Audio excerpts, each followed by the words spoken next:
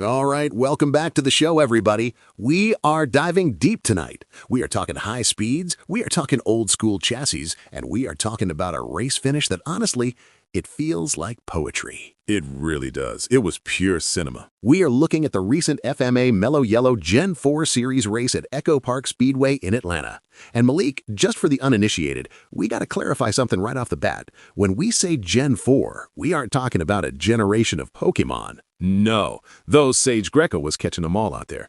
No, Gen 4 refers to a specific era of stock car bodies. Think late 90s to 2007, the Twisted Sisters, the cars that look like melted bars of soap in the best way possible. Golden era. And this race was running the 2008 era Atlanta configuration, which, I looked this up, is a very different beast than the Atlanta of today.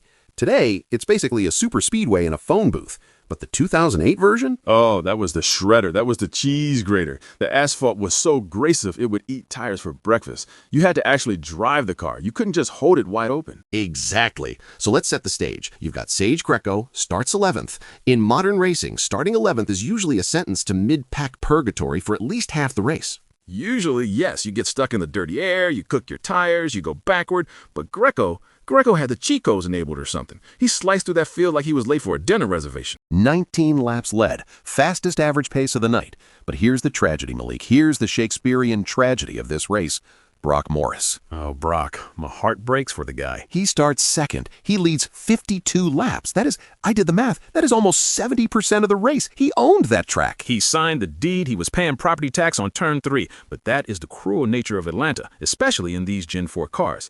Leading is great, but leading makes you a sitting duck. Because of the draft, and because you're burning your stuff up trying to block lines.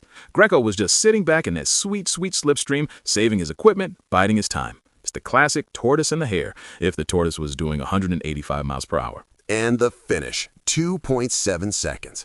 That sounds like a lot in racing terms, but considering how dominant Morris was early on, for Grecco to just pull away like that at the end, that is a statement. It's a flex. It's Grecco saying, thanks for keeping the seat warm, Brock, but I'll take it from here. We got to give some love to the rest of the field, too. Adam Lowe quietly filling out the podium, just a clean, drama-free run. Adam Lowe is the guy you want doing your taxes. Reliable, precise, no mistakes. While everyone else is bouncing off the walls, he's just hitting his marks. And then you had the chaotic middle of the pack. Chase Matsko, Ryan Peters, and poor Shea Tarleton started on pole, and then what happened? Life happened, Miles. Traffic happened. He got shuffled back, lost a lap. Starting on pole at Atlanta is a curse. You have nowhere to go but backward. It really highlights the driver grit aspect of this series. This isn't just about who has the fastest engine. It's about who can manage their tires on a surface that is actively trying to kill you.